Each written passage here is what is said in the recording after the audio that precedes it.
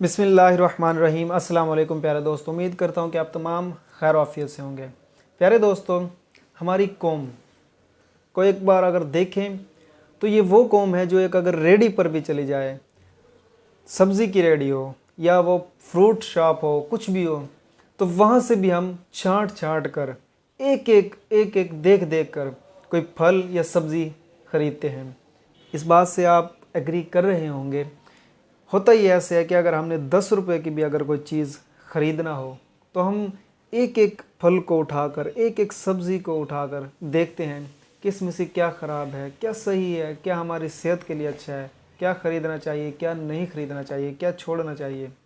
Same like this, जब हमारी बारी आए हमारे हुक्मरानों के चुनने की, तो हमारी सिचुएशन क्या होती है? सिर्फ़ एक बिरयानी का डब्बा और चंद हज़ार रुपये पे हम ज़मीर को फ़रोख्त कर देते हैं और फिर अगले कई सालों तक ये रोना रोते हैं कि हमारे हाँ ये महंगा हो गया, फ़लाँ कमी है, फ़लाँ चीज़ ऐसी हो गई, फ़लाँ ऐसे हो गया। तो प्यारे दोस्तों, हम एक ज़िम्मेदार पाकिस्तानी हैं। बजाय मुल्क को छोड़ने का सोचने के, इस मुल्क को बेहतर हम क्यों नहीं करते?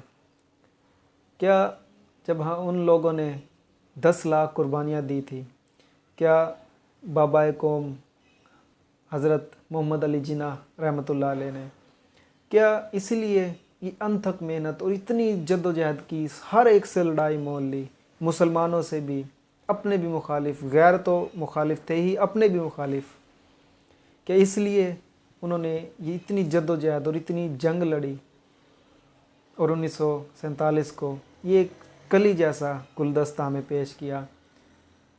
क्या इसलिए कि हम हर बार सिर्फ़ ये सोचें कि चलो एक बार इसको चूज़ करके देखते हैं, एक बार इसको आज़मा कर देखते हैं, फिर हमारी उम्मीदों पर वो पूरा नहीं उतरते, फिर कहते हैं कि हमें अगला मौका फिर मिलना चाहिए ताकि हम इस मुल्क का बेहतर कर सकें।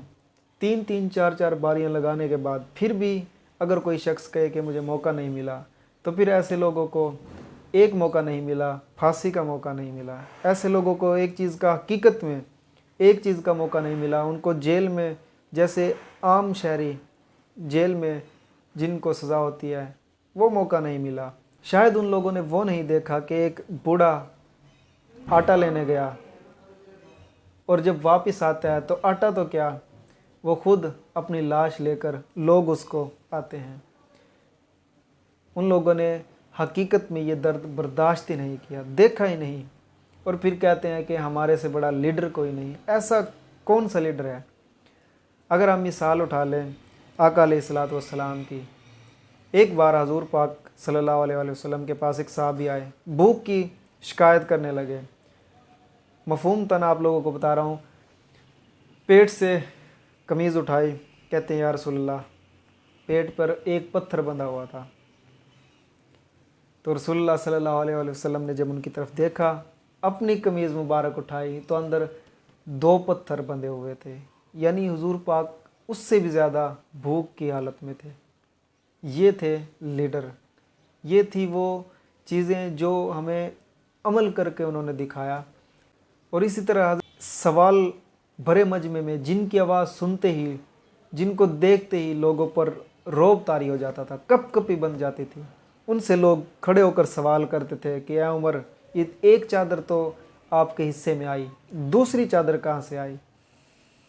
फरमाने लगे कि इसका जवाब मैं नहीं दूंगा। अपने बेटे को बुलाया और फरमाया कि इनको जवाब दें। एक वो चादर हज़रत उमर की थी और एक उनके बेटे की थी, जिनसे हज़रत उमर ने लिबास सिलवाया। तो ये थी वो हुकूमत, ये था वो अमल जो एक लीडर करता था। हमारे यहाँ क्या लीडर की डेफिनेशन है कि लोगों को मरवाओ, लोग मरें, लोग गुर्बत भी बर्दाश्त करें, लोग हर चीज़ बर्दाश्त करें। और एक ऐसा हुक्मरान भी उन पर मुसल्लत है जो कि बस अल्लाह हमारी कौम पर, हम सब पर रहम फरमाए, करम फरमाए। तो प्यारे दोस्तों, अगर हम वो वाकई इस्लाम पर अमल करना चाहते कि तो ये सारी मिसालें सिर्फ़ किताबों की हद तक, बातों की हद तक ना हो, बल्कि वाकई हमारे वो लीडर ऐसा करें। एक दिन, एक वक्त वो अगर जिस तरह भूख से अवाम तड़प रही है, ایک وقت اگر وہ ایسے برداشت کر لیں تو یقین کریں اس ملک کی تقدیر بہتر ہو سکتی ہے۔ یہ جملے، یہ باتیں جب ملک کے بارے میں سوچتے ہیں دل دکھتا ہے، کیونکہ جو کوئی بہتر سوچنے اور بہتر کرنے کے لیے آئے ان کو ہم مانتے نہیں، ان کو ہم غدار، ان کو ہم یہودیوں کا ایجنٹ، ان کو ہم کبھی کچھ تو کبھی کچھ کہتے ہیں۔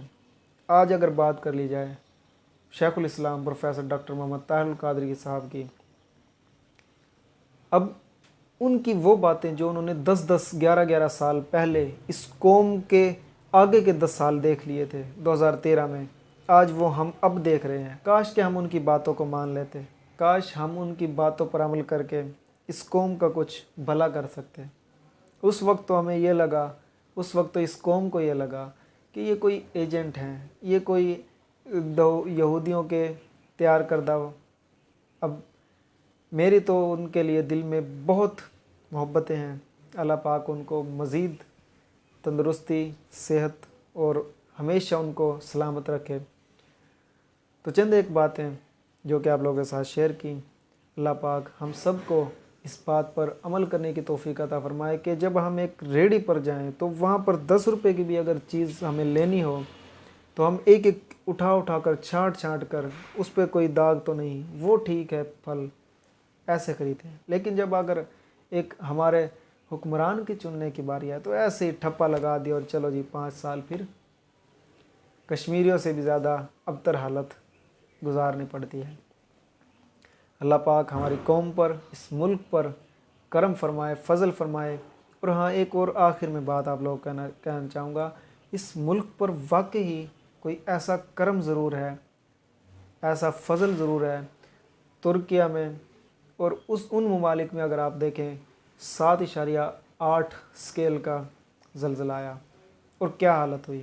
ہمارے یہاں 7.7 صرف تھوڑا سا پنکھا ہلا اور تھوڑی سی بلڈنگ ایسے ہلی، کوئی نقصان نہیں ہوا۔ آپ لوگوں کے سامنے اسی کمرے میں 4تھ فلور پہ میں جہاں پر بیٹھا ہوا ہوں، یہیں میں بیٹھا ہوا تھا جب زلزلہ آیا۔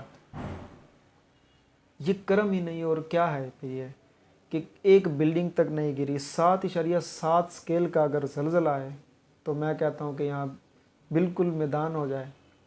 لیکن کرم حضور علیہ الصلوۃ والسلام کا، کرم اللہ تبارک و تعالیٰ کی ذات کا، لیکن ہم پھر ناشکری کرتے ہیں، پھر ہم سوچتے ہیں کہ ہمارے ملک پر اتنے عذاب کیوں آ رہے ہیں۔ ایک بار ہمیں یہاں دیکھنا ہوگا، اپنے گریبان میں جھانکنا ہوگا۔ تو اسی کے ساتھ مجھے دیجیے گا اجازت، ملتے ہیں کسی اگلے ویڈیو میں۔ اپنا بہت سارا خیال رکھیے گا۔ پاکستان پائندہ باد، والسلام، اللہ حافظ۔